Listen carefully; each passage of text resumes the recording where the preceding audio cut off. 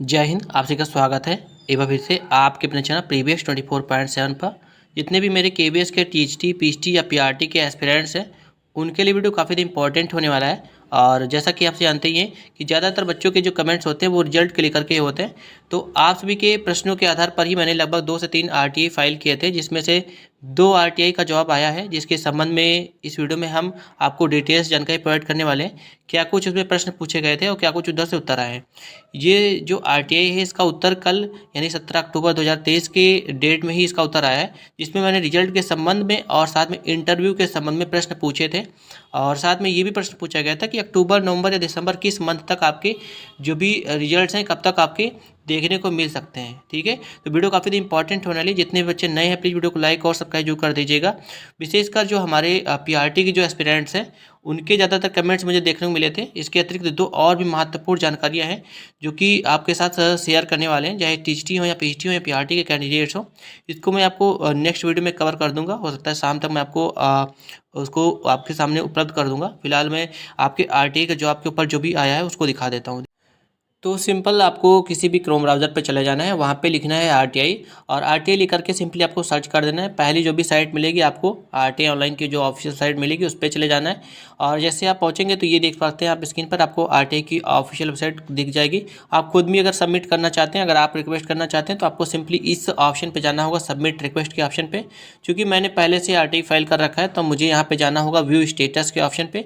चलिए view status के option पर चलते हैं। व्यू स्टेटस पर जैसे आप पहुँचेंगे यहाँ पर आपको रजिस्ट्रेशन नंबर डालना होगा ऊपर वाले में, और नीचे में आपको ईमेल आईडी डालनी होगी। और जो आरटीआई का जवाब होता है लगभग 40 दिन के भीतर में आ जाता है। ठीक है, उसके बाद यहाँ पे नीचे आपको कैप्चा डालना होता है। चलिए सारा कुछ डिटेल से फिल कर लेते हैं, उसके बाद आपको आगे के प्रोसीजर दिखाते हैं। तो आप देख सकते हैं मैंने यहाँ पर रजिस्ट्रेशन नंबर फिल कर लिया है, ईमेल आईडी वगैरह सब कुछ डाल लिया है, कैप्चा फिल कर लिया। चलिए अब सबमिट करते हैं, उसके बाद भी आपको दिखाते हैं क्या कुछ इसमें प्रश्न पूछे गए थे। तो आप देख पा रहे होंगे आरटीआई का जो जवाब था वो ओपन हो चुका है। और यहाँ पर आप देख पा रहे होंगे यहाँ पर रजिस्ट्रेशन नंबर ये कुछ ऐसा है। बाकी यहाँ पे आप देख पा रहे होंगे कि 8 अक्टूबर 2023 को वहाँ पे मैंने भेजा था, वो रिसीव हुआ यहाँ पे। ठीक है, यहाँ पे नीचे आप संगठन का नाम देख पा रहे हो, केंद्रीय विद्यालय संगठन। इसका जो जवाब आया है 17 अक्टूबर 2023 यानी कल की डेट में ही इसके जो भी प्रश्न पूछे गए थे उन सभी प्रश्नों के उत्तर आए हैं। 2 आरटीआई के जवाब आए थे, दोनों के दोनों मैं आपको दिखाने वाला हूँ क्या कुछ प्रश्न पूछे गए और उसके क्या कुछ उत्तर देखने को मिले हैं। ठीक है, और ज़्यादातर बच्चों के कमेंट्स मुझे रिजल्ट के संबंध में आए थे, तो ज़्यादातर प्रश्न रिजल्ट के संबंध में और इंटरव्यू के संबंध में ही था। आप यहाँ पर देख पा रहे होंगे 17 अक्टूबर 2023 ऊपर लिखा हुआ है रिक्वेस्ट डिस्पोज ऑफ, यानी कि जो ये आरटीआई फाइल किया गया था इसका उत्तर 17 अक्टूबर 2023 को दे दिया गया है। ठीक है, और मैंने आपको पहले ही बताया कि जो आरटीआई फाइल किया था उसका 40 दिन के भीतर भीतर इनको उत्तर देना होता है। ठीक है, तो ये आरटीआई का कुछ पूरा डिटेल है जो कि मैंने जब फॉर्म फिल किया था तो उसका मैंने स्क्रीनशॉट ले लिया था। तो ये कुछ ऐसे फॉर्म फिल किया था, बाकी नाम, इंटरेस्ट, जेंडर सब कुछ सिंपल सा है। मैं आपको बता भी दूंगा कैसे आपको आरटीआई फाइल कैसे करना होता है। अगर आप खुद भी फाइल करना चाहते हैं कर सकते हैं। तो ये कुछ क्वेश्चन है जो कि मैंने पूछे थे। बेसिकली ये सारे के सारे प्रश्न मेरे जो भी कमेंट्स आते हैं उनमें लिखे हुए थे, तो मैंने बिना कुछ इसमें कोई करेक्शन किए हुए जैसा पूछा गया था वैसे ही मैंने इसमें लिख दिया। पहला क्वेश्चन था I want to know when will you release KVS PRT result, यानी कि पहला प्रश्न यही था केवीएस पीआरटी का रिजल्ट कब डिक्लेयर किया जाएगा, जो कि आपका एडवर्टाइजमेंट है 16/2022 वाला। ठीक है, सेकेंड क्वेश्चन आपका था विल यू रिलीज आप DElEd candidates only as order of honourable Supreme Court. जैसा कि बच्चे पूछ रहे थे कि सर जो भी डीएलएड का जो रिजल्ट आएगा वो उसमें आपकी जो सुप्रीम कोर्ट का ऑर्डर है 11 अगस्त का उसके अनुसार आएगा या फिर उसमें जो बीएड कैंडिडेट्स उनको भी शामिल करके रिजल्ट को दिया जाएगा। ठीक है, तो बच्चे ने ये भी प्रश्न ज़्यादा पूछे थे तो मैंने आरटीआई में इसको भी इंक्लूड कर लिया था। और साथ में मैं जो भी मेरे टीएचटी पीएचडी के कैंडिडेट्स हैं जो भी इंतजार कर रहे हैं या जो वेट कर रहे हैं मेरे वीडियोज़ का, मैं उनसे पहले क्लियर कर दे रहा हूँ। देखिए टीएचटी पीएचडी के लिए मैंने अलग से एक आरटीआई फाइल कर दिया है। बहुत ज़्यादा परेशान होने की अवस्था नहीं है, उसके भी उत्तर 1-2 दिन या 1 हफ्ते के भीतर भीतर आपको देखने को मिल जाएंगे। थर्ड क्वेश्चन पूछा गया था अप्रॉक्स डेट में आप interview post for PRT like by the end of the October November of first week. क्योंकि मैंने जैसा कि बताया मैंने कोई करेक्शन नहीं करा है, जैसा बच्चों ने पूछा था वैसा मैंने यहाँ पे लिख दिया है। ठीक है, यानी इंटरव्यू का डेट पूछा था बच्चों ने कि अक्टूबर नवंबर या कब आप करने वाले हैं। जो कि लास्ट क्वेश्चन आपका है कि ये जो पीआरटी का जो आपका रिक्रूटमेंट चल रहा है वो प्रोसेस कब तक आप कंप्लीट कर देंगे, यानी कि आप क्लियर बता दीजिए आप अक्टूबर में क्लियर करेंगे, नवंबर में क्लियर करेंगे, दिसंबर, ये इस वर्ष में कंप्लीट करेंगे भी या नहीं करेंगे। ठीक है, तो जिस तरीके के जो प्रश्न पूछे गए सारे मैंने आपके साथ शेयर कर दिए। अब बात करते हैं जो भी इसके उत्तर आए हैं। ठीक है, तो चलो सबसे पहले जो आरटीआई मैंने लगाई थी उसमें भी पीआरटी के रिजल्ट के संबंध में ही था और जो दूसरी थी उसकी भी।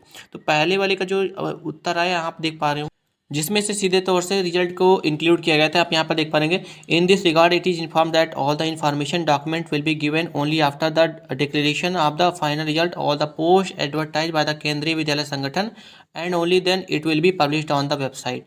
यानी कि यहाँ से इन्होंने जो पहली जो आरटीआई लगाई थी उसमें कोई भी क्लियरिटी नहीं दी, नहीं कोई जवाब दिया है। ये देख पा रहे हो कि 17 अक्टूबर 2023 मैं पहले क्लियर किया तो दोनों के आरटीआई के जवाब 17 अक्टूबर 2023 यानी कल के डेट में ही मुझे मिले थे।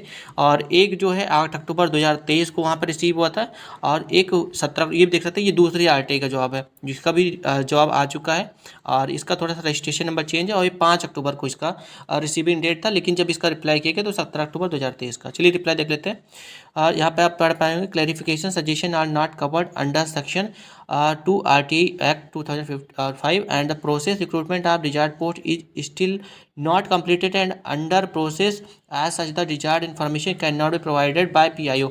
मैंने पहले बताया था पब्लिक इंफॉर्मेशन ऑफिसर होते हैं in this stage, however candidates are required to visit KVS।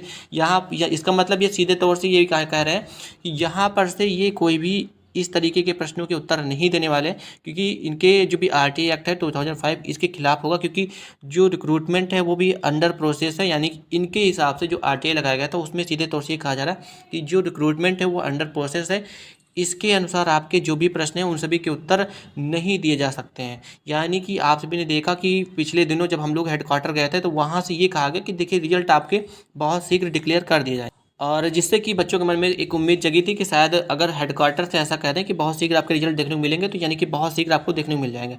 हाल फिलहाल में चूंकि काफ़ी दिन हो गए, लगभग 10 से 12 दिन हो गए, तो अभी तक उन्होंने रिजल्ट नहीं दिया था। तो मैंने भी कई सारे RTA फाइल कर दिए थे, जिसके बाद इन्होंने RTA के माध्यम से भी कोई भी स्पष्ट जवाब नहीं दिया। अब आप अगर आप खुद भी RTA फाइल करना चाहते हैं तो आपको सबमिट रिक्वेस्ट के ऑप्शन पे चले जाना है।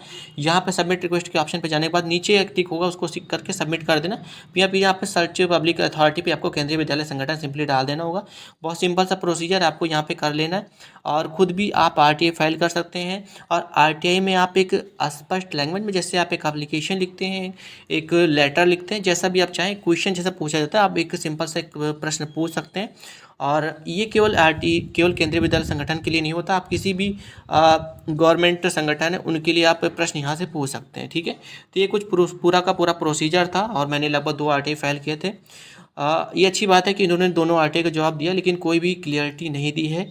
इस बात का दुख मुझे काफ़ी ज़्यादा हुआ, बच्चे काफ़ी ज़्यादा प्रश्न करके पूछ रहे थे, तो मैंने भी 2 RTA आप सभी की ओर से लगा दिए थे। फिलहाल के लिए मैं आपको पहले क्लियर कर दे रहा हूँ, TST PST कैंडिडेट्स के लिए भी मैंने RTA फाइल कर दिया है, जिसके उत्तर अगर जैसे मुझे देखने को मिलते हैं मैं आपके साथ साझा कर दूंगा। उम्मीद तो यही कि जो TST PST कैंडिडेट्स हैं उनके जो RTA के जो भी जवाब आएंगे वो क्लियर आएंगे, क्योंकि उनके रिजल्ट में कोई भी रिकॉर्ड मुझे देखने को नहीं मिल रही है। फिलहाल के लिए वीडियो अगर आपको समझ में अच्छी लगी तो प्लीज़ वीडियो को लाइक सब्सक्राइब कर दीजिएगा, बेल नोटिफिकेशन कर दीजिएगा। मिलते हैं नेक्स्ट वीडियो में। थैंक यू सो मच, धन्यवाद।